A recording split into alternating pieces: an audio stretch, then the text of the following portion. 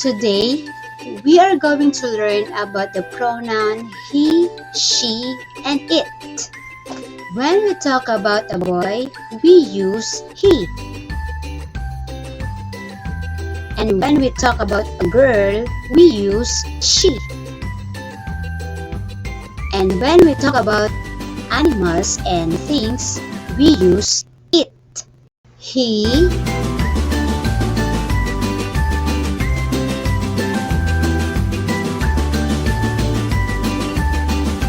she,